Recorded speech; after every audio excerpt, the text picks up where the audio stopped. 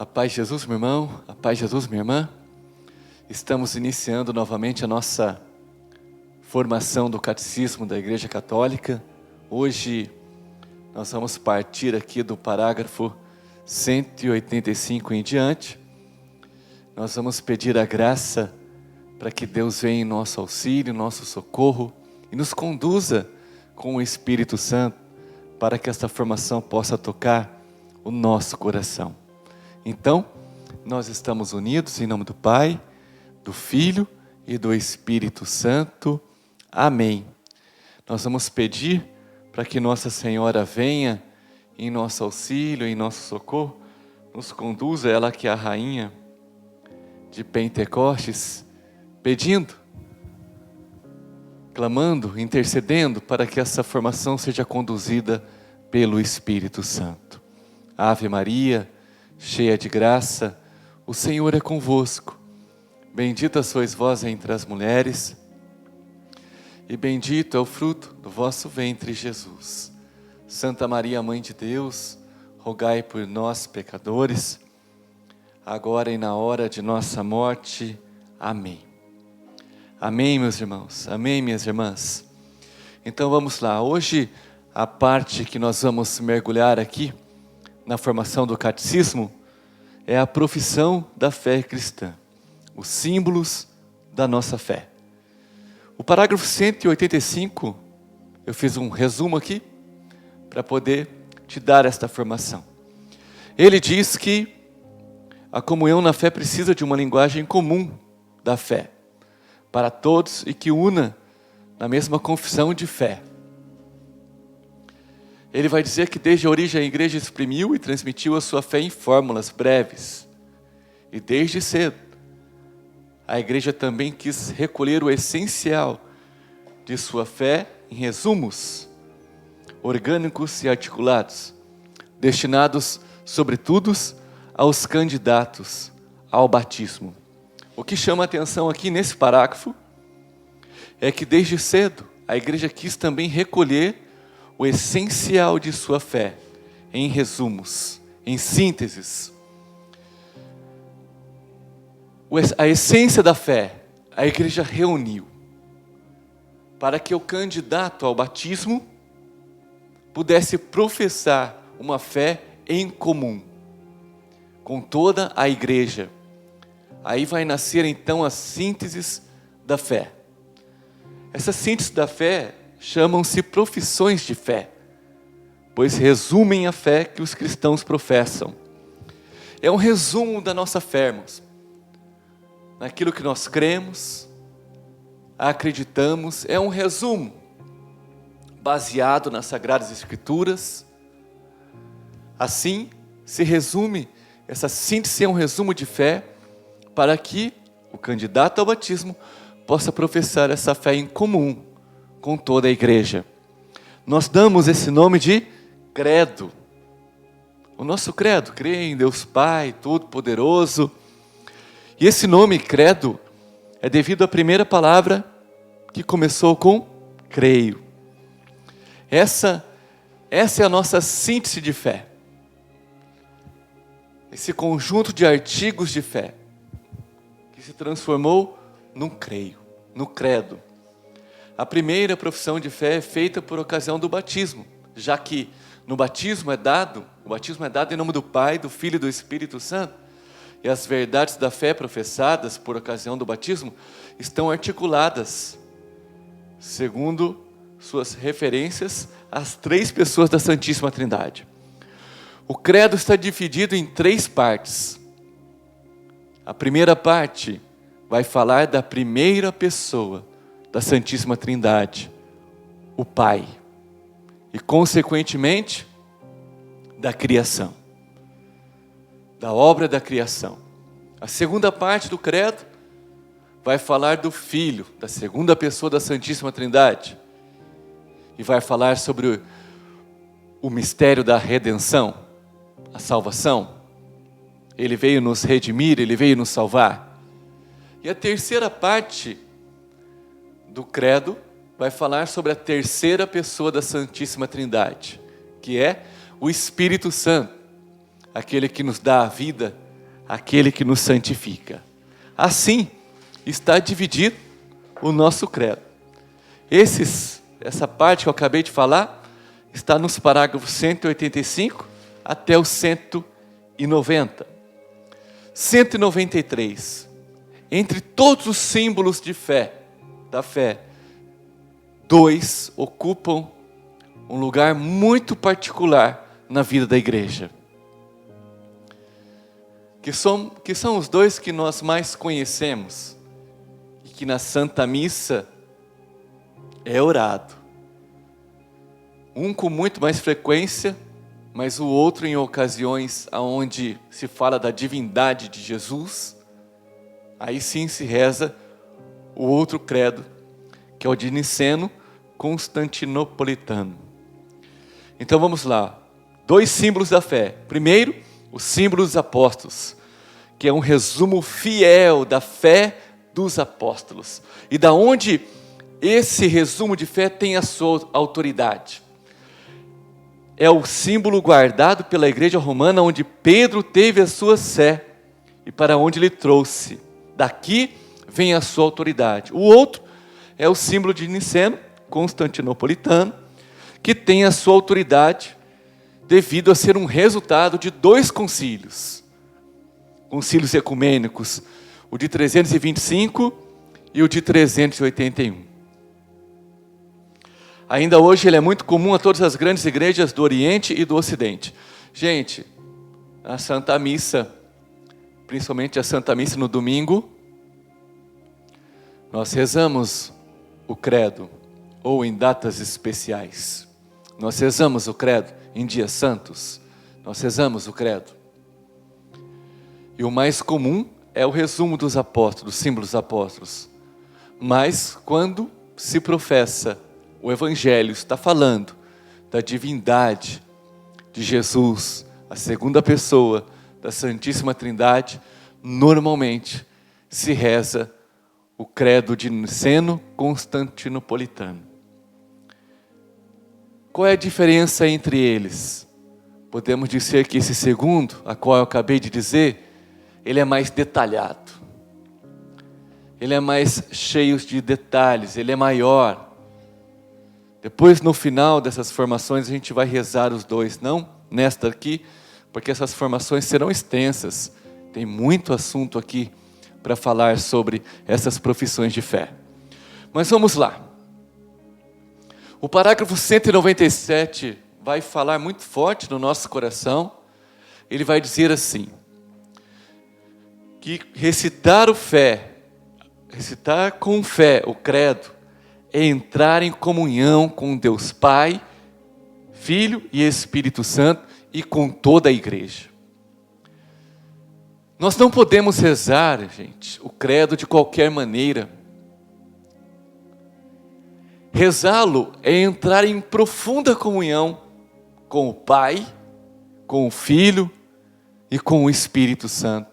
E além do mais, eu entro em comunhão com toda a igreja, porque toda a igreja vai professar esta mesma fé. Então, quando eu rezo o credo, eu estou em comunhão com a igreja que está espalhada pelo mundo inteiro. Isso é muito forte. Eu estou em comunhão com o Pai, com o Filho e com o Espírito Santo. Eu entro, quando eu rezo com fé, eu entro em comunhão. Sem contar que, como foi surgindo este credo? 2 concílios resultou o credo de Niceno-Constantinopolitano. Muitas heresias já aconteceram. Uma delas dizendo que Jesus não era da mesma substância do Pai. E no credo nós rezamos, principalmente nesse de Niceno, consubstancial ao Pai, da mesma substância, da mesma essência. E houve uma heresia durante um determinado tempo na igreja, que isso era um combate muito grande. Nascendo esses concílios, se afirmou esse credo, esta afirmação de fé, que nós dizemos, consubstancial ao Pai. Amém, gente? Mas isso custou sangue. Sangue de alguns mártires que foram perseguidos. Até isso chegar do jeito que é hoje para a gente, muitas coisas aconteceram, muitas perseguições. Pessoas derramaram seu sangue, deram a sua vida para que nós tivéssemos esse credo do jeito que nós temos hoje. Por isso eu não posso rezá-lo de qualquer maneira. Isso custou o sangue de mártires. E quando eu rezo ele com fé, eu me uno a esses mártires. Eu entro em comunhão com o Pai, com o Filho e com o Espírito Santo. Eu entro em comunhão com toda a igreja. A igreja celeste, a igreja padecente, que padece. A igreja terrestre. Mas eu também entro em comunhão com os santos. Porque eu entro em comunhão com toda a igreja. Eu entro em comunhão com esses mártires que derramaram seu sangue para que nós tivéssemos essa profissão de fé verdadeira e autêntica. Por isso, uma oração tão especial, a qual nos leva à comunhão com mártires e nos impulsiona. Se eu colocar isso no meu coração, nos impulsiona também a dar a vida pelo Senhor, a lembrar, toda vez que eu rezo o credo eu lembro, teve pessoas que deram sangue para que eu pudesse estar rezando desse jeito hoje. Se eles deram sangue pela igreja, pelo reino de Deus, eu também quero. Eu também quero. Amém, gente? Que fique isso aí gravado profundamente no seu e no meu coração. Parágrafo 198. A profissão de fé, na profissão de fé começa com Deus. Por quê? Porque Deus é o primeiro e o último, o princípio e o fim de tudo. Deus é o princípio e o fim. Nós viemos de Deus e para Deus nós vamos voltar. Eu abro um parênteses nesta formação para dizer que nós viemos de Deus e para Deus nós vamos voltar. Ele é o primeiro e o último, o princípio e o fim. Nós voltaremos para Deus um dia. Nós temos os nossos dias contados. E a pergunta que fica aqui para mim e para você: estamos preparados?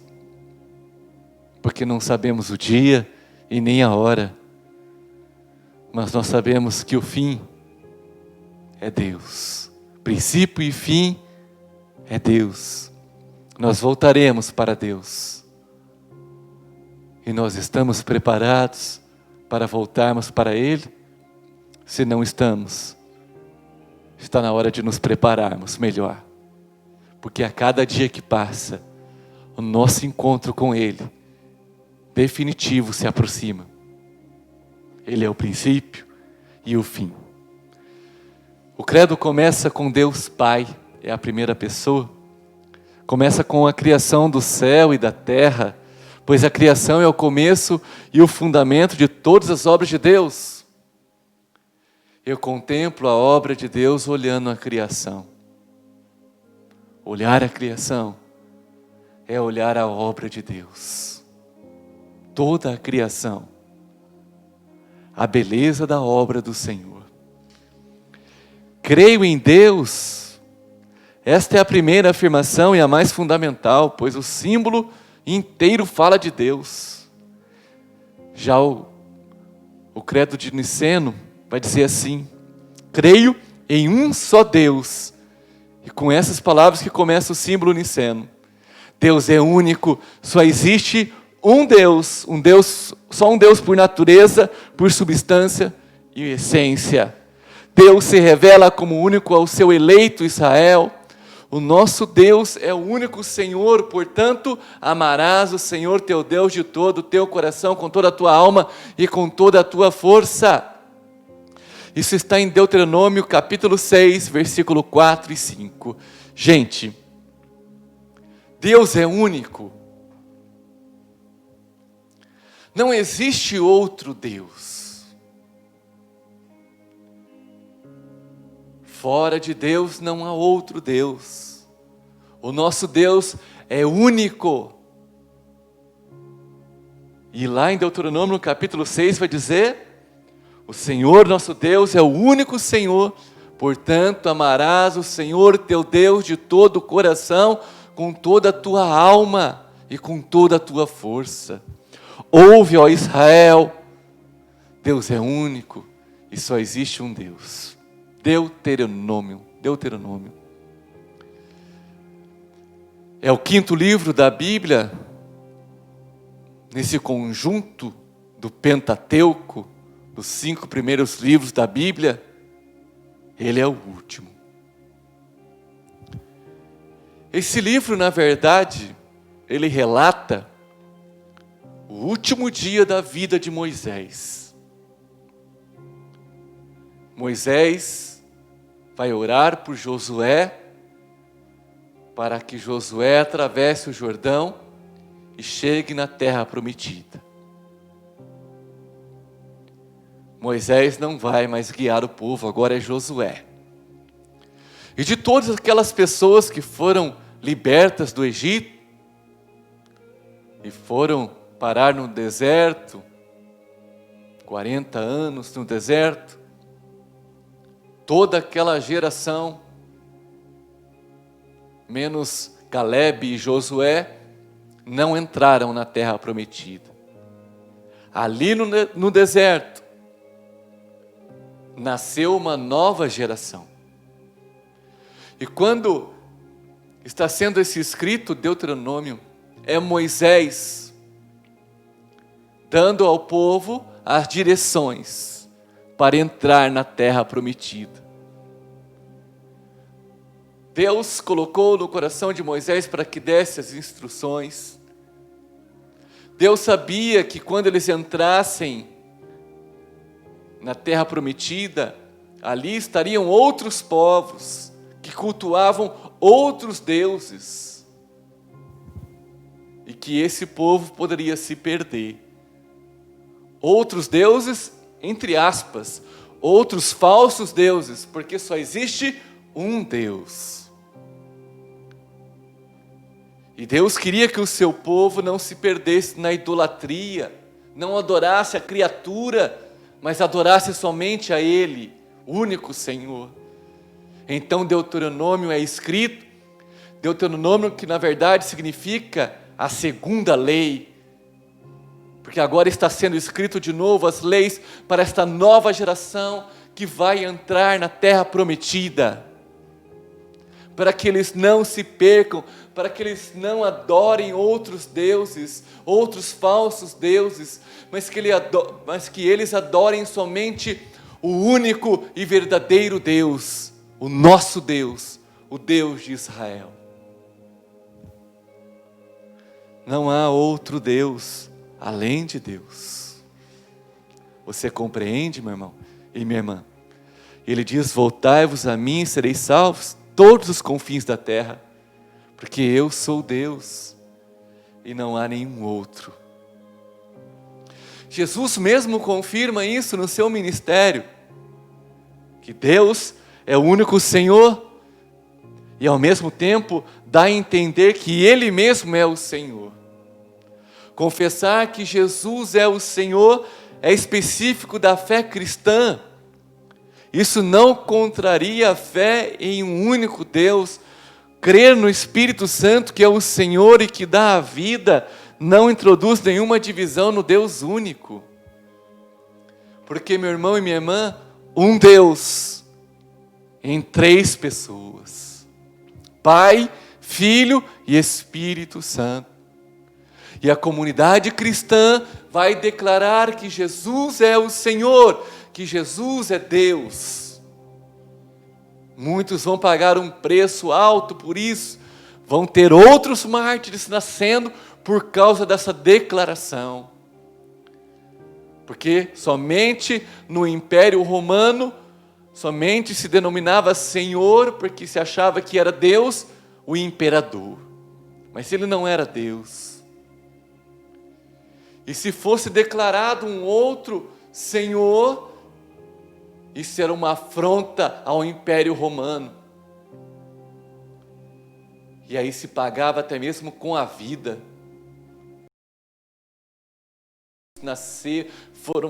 Aconteceram, quantos mártires nasceram nesse período, mas eles achavam que matando os cristãos, o cristianismo iria acabar, mas não foi verdade.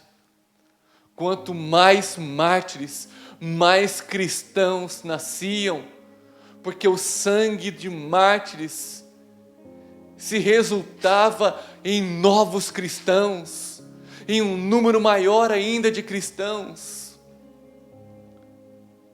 E a gente pensa muitas vezes que mártir é coisa somente da primeira comunidade cristã. Não! O século passado foi comprovado que foi o século com maior número de mártires até hoje na Igreja Católica. Ainda se existem muitos mártires, pessoas que verdadeiramente dão a vida. E naquele período, quando começar a comunidade cristã começa a declarar que Jesus é o Cristo, Adonai, Kyrios em grego, vão ser perseguidos e mortos, mas não vão negar a sua fé. A primeira comunidade cristã nos ensina a não negar a nossa fé em Jesus Cristo, nosso único Senhor e Salvador. Amém, meu irmão? Há um só verdadeiro Deus, eterno. Deus é eterno, imenso, não tem como medir, imutável, Ele não muda. Nós mudamos, nós amadurecemos, porque nós somos imperfeitos. Nós estamos em processo de perfeição, em processo de acabamento. Nós não somos criaturas já acabadas, mas nós estamos em processos, acabadas que eu digo assim, terminadas. Nós amadurecemos, nós crescemos em graça, sabedoria e estatura. Deus não, Ele é imutável, Ele é perfeito, inefável. Eu pesquisei sobre essa palavra inefável para trazer para vocês. Confesso que as lágrimas caíram, porque olha só, inefável significa algo que não é possível descrever ou explicar com palavras. Não tem como descrever a Deus ou explicá-lo com palavras, devido à sua beleza extrema.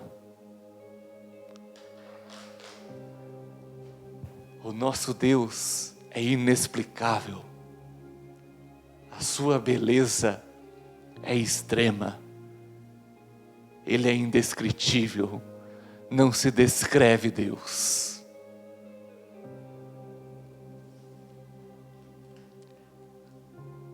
Não se explica com palavras, pois a sua beleza é extrema, é forte demais. Sinônimos da palavra inefável: inarrável, inexplicável, inebriante, indescritível e encantador.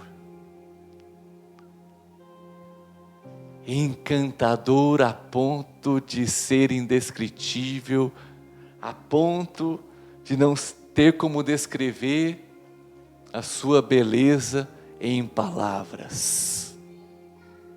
Esse é o nosso Deus e o único Deus. Amém, meus irmãos? Que desta formação fique gravado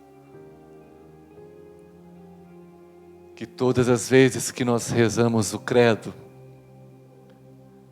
nós entramos em profunda comunhão com o Pai, com o Filho e com o Espírito Santo. E com toda a igreja espalhada pelo mundo inteiro. Nós entramos em comunhão também com os santos. Mergulhemos nesta oração, neste momento. Mergulhemos nessa oração, nessa síntese de fé que a igreja nos traz.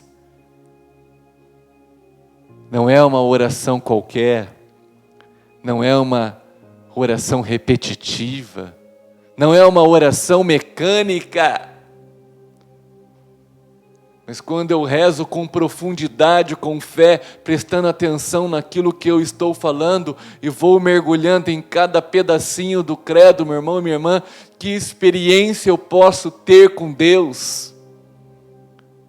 Se você rezar de qualquer maneira, sem prestar atenção, foi apenas uma oração mecânica.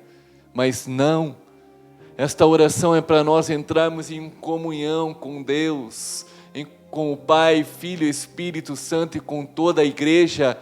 Lembrando, meu irmão e minha irmã, que já foi dito aqui no catecismo, que nós fomos criados para estar em comunhão com Deus, onde somente nele nós encontramos a verdadeira felicidade. Essa oração nos proporciona entrar em comunhão com Deus, aquele que nos dá alegria verdadeira e eterna. Amém? Que o Espírito Santo possa deixar toda esta formação gravada em meu coração, no nosso coração. Estivemos unidos e vamos permanecer em nome do Pai, do Filho e do Espírito Santo. Amém.